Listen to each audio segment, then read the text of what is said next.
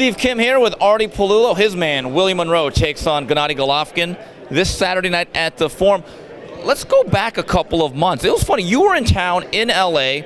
conducting other business, and you walked out of this trip with a fight with Golovkin. Now, did the process even surprise you? Well, I was surprised that they wanted to fight a southpaw. And when Tom came to me, Tom Loeffler, he says, listen, Artie, Gennady wants to fight a southpaw.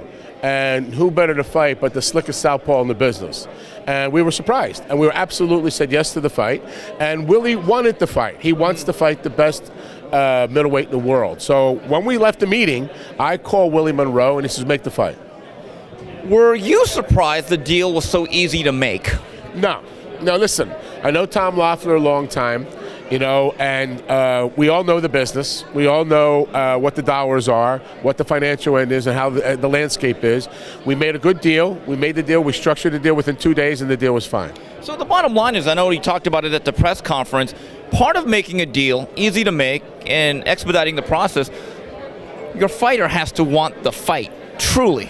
Exactly right. That's the whole key, Steve. What happened in making this fight? Willie Monroe wins the Boxino tournament.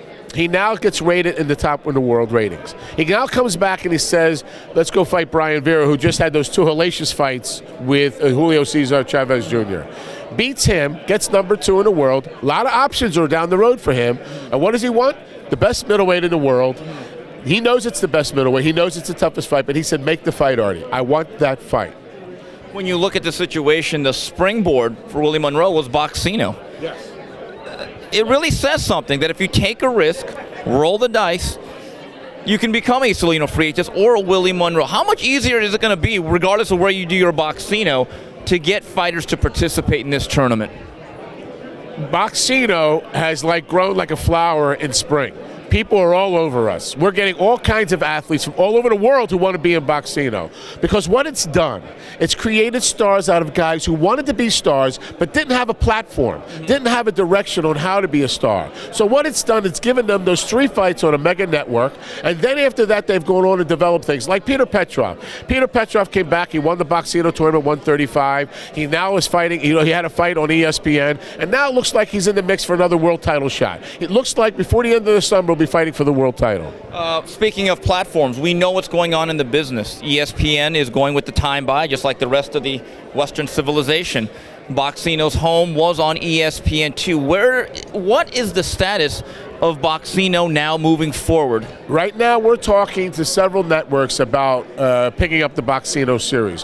One of the things that are in play is that ESPN would like to see if there's one of their sister networks on Disney that would be able to take over the Boxino tournament. As we all know, the ESPN now has sold the network basically to Al Heyman, where they're paying him to develop fights on his shows on their network. I don't know if they sold it, but they've actually taken the entire Friday Night Fight series and it's gone by the wayside. So now they're having fights on Saturday. Part of that deal was there could be no other boxing on ESPN's Friday Night Fights or on ESPN at all. So we're looking to move.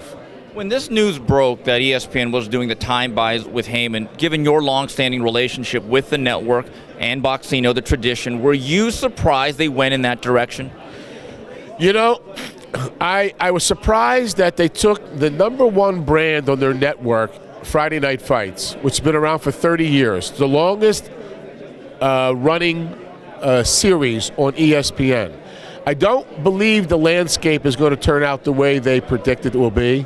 I believe that, you know, hopefully they'll be back in the business on Friday nights, but I don't think that it was the right decision. A lot of people believe that, you know, that is so, but at the end of the day, I don't know what's going to happen. Artie Pelullo joins us right now. This Saturday night, his fighter Willie Monroe takes on Gennady Golovkin from the Forum in Los Angeles. Artie, a couple of weeks ago, we were in Verona. Very good fight, a close fight, but your guy came up just a little bit short, Ruslan Provodnikov against Lucas Matisse. Moving forward, what is the future of Ruslan Provodnikov? Well, he's got, as you all know, he's one of the highest rated fighters on HBO, one of the highest rated fighters on television. My idea would be a rematch with Matisse on pay-per-view.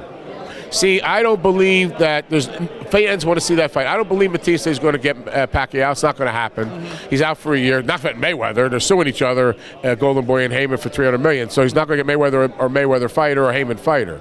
So what I have suggested is that we do Batista Provodnikov in November on pay-per-view. It would be a great fight. We put on a great undercard, and it's a fight that both guys could do very well financially, and it's great for the business because those are real fights. Right. Like this is a real fight. That's a real fight. So in the next couple of weeks, I'll be talking to Golden Boy. But if it should not happen, there's all kinds of fights for Ruslan. Artie, my final question is other people want to talk to you.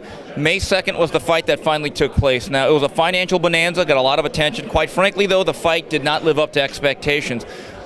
Looking at the overview, what was the impact, negative or positive, of Mayweather Pacquiao in your view? The impact that over 4.5 million people bought the fight, it was unbelievable. It's great for boxing. The negative part was we needed the actual event to be better. We needed the event to be better. The hype was like being at the Super Bowl or the World Cup and the final day of the World Cup. It was terrific. Good for the sport, good for us, good for the athletes.